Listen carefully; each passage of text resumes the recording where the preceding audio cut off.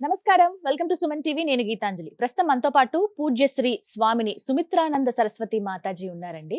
ఆత్మ జ్ఞానంతో ఈ ఆధ్యాత్మిక ప్రయాణంలో మనం ఎలా జీవనం సాగించాలి, ఆ ప్రయాణాన్ని మనం ఎలా కొనసాగించాలి, ఆత్మానందాన్ని ఎలా పొందాలనేది క్లాసెస్ ద్వారా బోధిస్తూ ఉంటారు అమ్మగారు. ఇంకొకటి ఏంటంటే, కాకినాడ కొప్పవరం గ్రామంలో ప్రణవ ఆశ్రమాన్ని స్థాపించారు. ఆ ఆశ్రమంలో ఎంతో మంది అండి అంటే ఒక రకంగా చెప్పాలి, ఏజ్‌తో సంబంధం లేకుండా వచ్చి అమ్మగారిని కలవటం కావచ్చు, వారికి క్లాసెస్ ద్వారా స్పిరిచ్యువల్ క్లాసెస్ కావచ్చు, అలాగే మెడిటేషన్ క్లాసెస్ చెబుతూ ఉంటారు. వాళ్ళలో చాలా పరివర్తన అనేది తీసుకొచ్చారని చెప్తారు. అయితే వారిని ప్రత్యేకంగా ఆహ్వానించాము. ప్రస్తుతం సుమన్ టీవీ స్టూడియోలో ఉన్నారు మాతాజీ. వారితో మాట్లాడి ఎన్నో అమూల్యమైన విషయాలు తెలుసుకుందాం. అమ్మగారు నమస్కారం అండి. నమస్తే. కాకినాడలో ఉన్నటువంటి ఆశ్రమంలో నేను విన్నాను, స్పిరిచ్యువల్ డిప్రెషన్ తో చాలా మంది వస్తూ ఉంటారు, వాళ్ళని నయం చేస్తామని చెప్తున్నారు. స్పిరిచ్యువల్ డిప్రెషన్ అంటే ఏంటి? డిప్రెషన్ విన్నాను, స్పిరిచ్యువల్ డిప్రెషన్ అంటే అంటే దేవుళ్ళో ఉన్నా కూడా ఇలా డిప్రెషన్ వస్తుందా? పూజలు చేసిన డిప్రెషన్ వస్తుందా? ఇది నాకు అర్థం కాలేదు, అసలు వివరిస్తారా? అంటే డిప్రెషన్ అనేది తప్పనిసరిగా ఏదో ఒక దాని మీద పూర్తిగా వాళ్ళకి నెగిటివ్ వచ్చినప్పుడు, ఫోకస్ ఎక్కువైపోయినప్పుడు రకరకాలుగా డిప్రెషన్ వస్తుందమ్మా. బాధతోటో భయంతోటో బాధతోటో డిప్రెషన్ వస్తుంది కదా. స్పిరిచువల్లో ఏమవుతుందంటే, నేను కూడా చాలా షాక్ తిన్నాను. అంతకుముందు నా దగ్గరికి అత్తగారు తిట్టారనో, భర్త సరిగ్గా లేరనో, లేదా ఆస్తులు తగాదాలనో డిప్రెషన్ వచ్చేవాళ్ళు. అలా వచ్చేవాళ్ళు.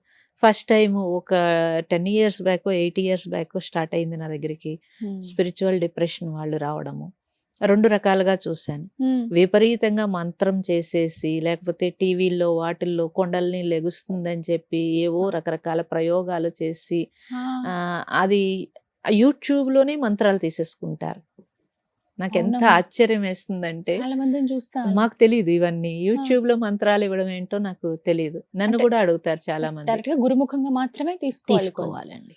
తర్వాత ఆ గురువు కూడా, గురువు దగ్గర మన పూర్వం మంత్రం తీసుకోవాలంటే గురువు దగ్గర ఎంతో కాలం జీవించి ఉండేవారు. ఎందుకనంటే, మీరు చూడండి, రాజ కుటుంబాల్లో కూడా రాజు బిడ్డని మరి ఎంతో అపురూపంగా పెంచకుండా గురువులు వాళ్ళ దగ్గరికే వస్తారు, కానీ గురుకులానికి పంపించేసేవారు.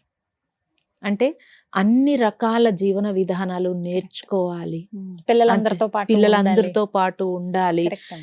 తల్లిదండ్రులు నేను రాజుని అనే అహంకారం లేకుండా గురువు పట్ల రెస్పెక్ట్ ఉండేటట్టుగా ఇవన్నీ వాళ్ళు ఎందుకు చేశారమ్మా? అంత డబ్బున్నప్పుడు వాళ్ళు వచ్చి గురువులు వాళ్ళ కాళ్ళ దగ్గర చెప్తారు కదా, కానీ పంపించేవారు గురుకులానికి. 14 సంవత్సరాలు ఇంకా విద్య పూర్తవకపోతే 16 సంవత్సరాలు వచ్చే వరకు కూడా వాడికి రాజ్యాధికారం ఇచ్చేవారు కాదు. ఇప్పుడు కూడా రతన్ టాటాలు వీళ్ళని చూస్తే చిన్నప్పటి నుంచి క్లర్క్ దగ్గర నుంచి వాళ్ళు పని చేసేవారు. కొంతమంది నేను గమనించానమ్మా, కోట్ల వ్యాపారస్తుడు ఆయన, వాళ్ళ అబ్బాయికి ఫోన్ వాడొద్దు, నా పరపతిని వాడొద్దు, ఇలా పలానా వ్యక్తి కొడుకు అని చెప్పి చేస్తారు. ఎక్కడికైనా వెళ్ళిపో, అసలు నా పేరు అనేది ఏవి యూజ్ చేయకుండా నీ అంతటి నువ్వుగా ఒక నెల జీతగాళ్ళ వెళ్ళి నువ్వు సంపాదించి చూపించు అని చెప్పి పరీక్ష పెడితే అలా వచ్చాడు ఒక అబ్బాయి. పరీక్ష పెట్టక్కలేదు, నిజమైన తల్లిదండ్రులు వాళ్ళు. మన పూర్వీకులు నిజమైన తల్లిదండ్రులు. ఎందుకంటే మీరు ఎంత మంది పిల్లలు ఉండేవారు కదమ్మా, వాళ్ళ కాళ్ళ దగ్గరికి అమర్చేవారు కాదు. వాడు ఏం చదువుకుంటున్నాడో కూడా వాళ్ళకి అక్కర్లేదు, వాళ్లే తిప్పలు పడి చదువుకునేవారు. లేతే వ్యవసాయం చేస్తే వ్యవసాయం చేసేవారు, తిప్పలు పడే ఉండేవారు. అప్పుడు ఏంటి వాళ్ళు నేర్పింది అంటే, మీ కాన్ఫిడెన్స్ నేర్పారు వాళ్ళు. కాబట్టి ఎక్కడైనా ఇప్పుడు అమెరికాలో వెళ్ళి బతికినా, లేకపోతే హైదరాబాద్ వచ్చి బతికినా బతకగలిగారు. వాళ్ళ కాళ్ళ మీద వాళ్ళు నిలబడాలనేటట్టుగా. ఇప్పుడు మాకు డబ్బులు ఉన్నవి కాబట్టి మేము అన్ని అందిస్తాము, నువ్వు బాగా చదువుకో అని అంటే వాడికి ఏం తెలుస్తుంది? అసలు ఏమీ తెలియదు. అలాగే డిప్రెషన్ వాళ్ళకి అలాగే తెలియట్లేదు. స్ట్రెస్ తగ్గించుకోవడం కోసం రకరకాల మంత్రాలు తీసుకుంటారు, మంత్రం చేసేస్తూ ఉంటారు.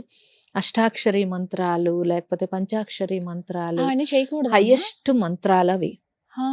చేయకూడదని నేను అనట్లేదు, కానీ గురుముఖంగా తీసుకుని నువ్వు సాధనా రూపంలో చేసినప్పుడు వేరేగా ఉంటుందండి. ఆ గురువు నుంచి మనకి రావాలి. గురువులు కూడా ఏంటంటే, అప్పుడు వాళ్ళ దగ్గర ఉన్నప్పుడు, పూర్వం గురువులు ఏం చేసేవారంటే, వాళ్ళ దగ్గర ఉన్నప్పుడు వీడికి ఏ గుణం ఉంది, వీడికి రజస్సు ఉంటే సగుణ మంత్రం ఇచ్చేవారు, తమస్సు ఉంటే నిర్గుణ మంత్రం ఇచ్చేవారు. అలా ఆపోజిట్ గుణాన్ని బట్టి మంత్రాలు ఇచ్చేవారు. ఇస్తే ఇప్పుడు తమస్సు ఉన్నప్పుడు నిర్గుణ మంత్రం ఇస్తే అదేం చేస్తుందంటే, లోపల విపరీతమైన వైబ్స్ లేపితే వాడు తమస్సు తగ్గి వాడు క్రియకి వస్తాడు. ఓకే. ఆ రజస్ ఉన్న వాడికి సగుణ మంత్రం ఇస్తే వాడిని చక్కగా కూల్ చేస్తుంది, ఓకే.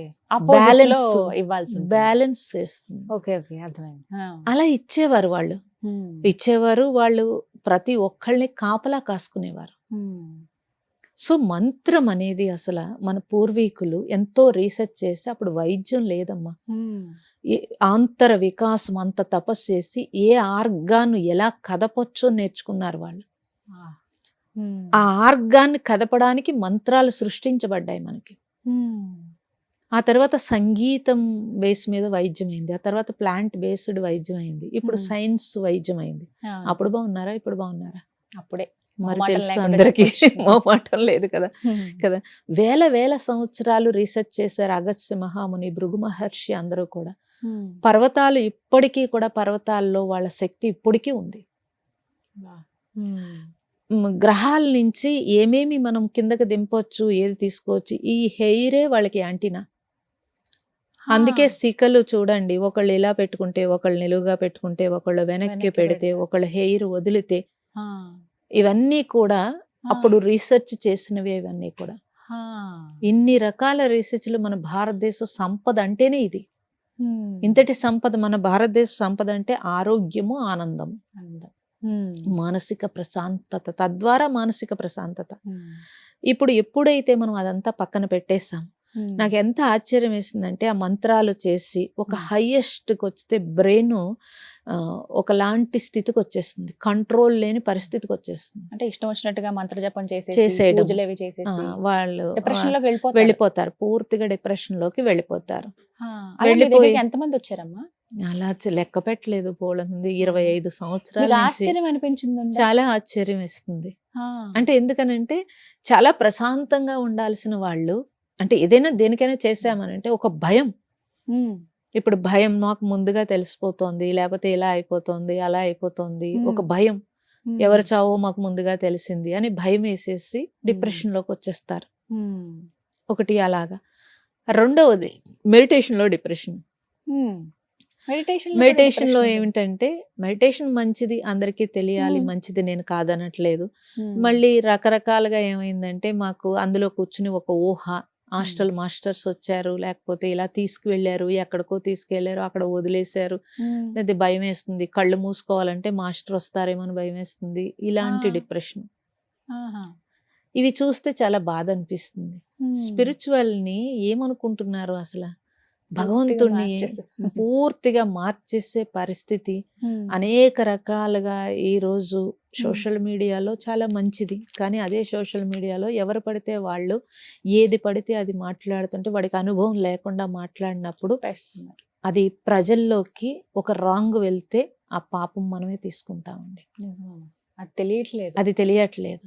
మరి ఎలా అసలు ఎలా బయటకు తీసుకొస్తారు స్పిరిచువల్ డిప్రెషన్ లో, లేకపోతే మెడిటేషన్ డిప్రెషన్ లో ఉన్న వాళ్ళని మీరు ఏ విధంగా బయటకు తీసుకొస్తారు? మేము యోగ విద్య ఉందండి, ఓంకారము తోటి వాళ్ళు ఏంటి స్థితి తెలిసిన తర్వాత వాళ్ళని కూర్చోబెట్టి మా దగ్గర ఉంచుకుని కొన్ని రోజులు వాళ్ళతో పూర్తిగా అంటే సైకలాజికల్ గా వాళ్ళకి ఏదైతే ఉందో దాన్ని తీయటానికి చాలా వరకు ట్రై చేసి, వాళ్ళతో మెడిటేషన్ చేయించి మాతో ఇంటరాక్ట్ అయ్యి, ఆ తర్వాత క్లాసెస్, ఆన్లైన్ క్లాసెస్ లో కూర్చోబెడతాము.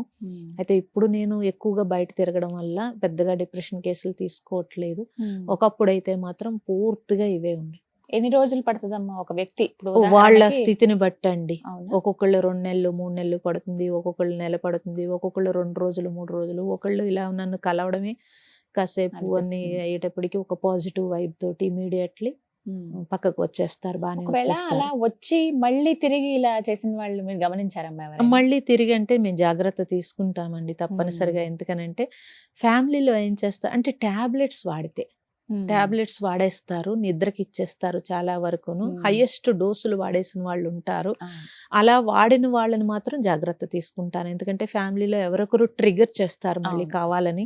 కొన్ని రకాలు అంటే వీళ్ళు ఇలా పడుకుంటే వాళ్ళకి లాభం బోల్డ్ ఉంటుంది, హస్బెండ్ ఇంకో వైఫ్ ని తీసుకోవడము, బోల్డ్ ప్రాబ్లమ్స్ ఇవన్నీ ఉంటాయి. అవన్నీ తెలిసి మళ్ళీ వీళ్ళు ఇబ్బంది పడుతూ ఉంటారు. అందుకని అప్పుడు మళ్ళీ ఏదైనా ఇబ్బంది వస్తే మాత్రం తీసుకుంటాను తప్పనిసరిగా. ఇప్పుడు మాక్సిమం నేను పూర్తిగా స్టూడెంట్స్ మీద ఇలా తిరగడము, యజ్ఞాలు ఇవన్నీ ఉన్నాయి కాబట్టి తగ్గిపోయింది.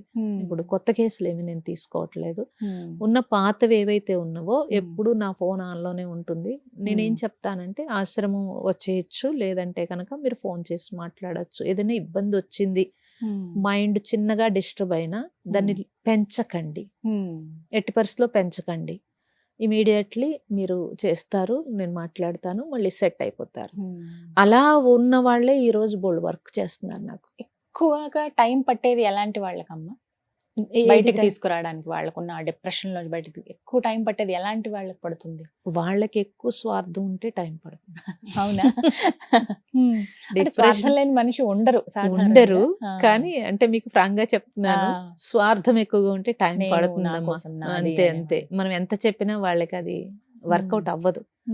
అక్కడ కొంచెం టైం పడుతుంది. డిప్రెషన్ ఎప్పుడు కూడా నేనైతే ఒకటి చెప్తాను, ఒకటి అంటే జన్యుపరంగా వచ్చిన డిప్రెషన్లు వేరు. జన్యుపరంగా కొంతమందికి ఫ్యామిలీలో హిస్టరీ ఉంటుంది, వాళ్ళకు కూడా టైం పడుతుంది, హిస్టరీ ఉంటుంది, అది వేరు. టెంపరరీ వచ్చిన డిప్రెషన్లు అన్ని స్వార్థంతో వస్తాయి, లేదంటే కనుక భయంతో వస్తాయి. రెండు రకాలుగానే వస్తాయి, అంతే వస్తాయి. కాబట్టి టైం పట్టచ్చు. అలా స్వార్థంగా ఉన్న వాళ్ళకి కాస్త టైం పడుతుంది, నార్మల్ వాళ్ళకైతే బయటికి తీసుకురావాలి. నిజంగా ఇది ఒక కొత్త సబ్జెక్ట్. నేనైతే డిప్రెషన్స్ అవి విన్నాను, కానీ ఇలాగ స్పిరిచువాలిటీ కూడా ఎక్కువైపోయి చేయటం అనేది కూడా అంటే ఇక్కడ ఎక్కడ స్కోప్ వచ్చేస్తుంది అంటే, చూసారా అన్ని పూజలు చేస్తే ఇలాగే ఉంటుంది. ఇక్కడ పూజల కన్నా కూడా తెలియక చేసిన తప్పులకి ఇలా అయిపోతారు. అసలు పూజ చేసేటప్పుడు భగవంతుడి పట్ల నీకు నమ్మకం కానీ ప్రేమ కానీ లేకపోతే చేసిన పూజ పని అయిందమ్మా. అంతే కదా, నిజం. అది చేసిన పూజ పని అయింది, కానీ పూజలే అయింది. పూజ చేస్తే కనుక భగవంతుడి పట్ల పూర్తి ప్రేమ వస్తే కనుక నమ్మకము, బలం, అదంతా అది మనోబలం కదమ్మా. భగవంతుడు అంటేనే మనోబలం, మనకి మనోధైర్యం. మీరు ఏది ఉన్నా ఇమీడియట్లీ సమర్పించుకునేది భగవంతుడికే కదా. పక్కన భర్త ఉంటాడు, బెడ్ ఉంటాడు, కానీ మనం ఏదైనా ఆపద వచ్చేటప్పటికి టక్మని భగవంతుడు గుర్తొస్తున్నాడు. ఎంతమంది ఉన్నా భగవంతుడే గుర్తుకొస్తున్నాడు అంటే ఎంతటి బలం మనకి. మరి ఆయన పట్ల మనకి అది తెలుసుకోవాలి. ఆయన పట్ల మనకి ప్రేమ లేకపోతే నేను ఇన్ని పూజలు చేశానంటే అది క్యాలిక్యులేషన్ ఏంటమ్మా? ఆ క్యాలిక్యులేషన్ అయిపోయింది కదా, క్యాలిక్యులేషన్ బుద్ధి అయిపోయింది. అది ఇది ఒకటి ప్రతి ఒక్కరి జీవితంలో తెలుసుకోవాలి.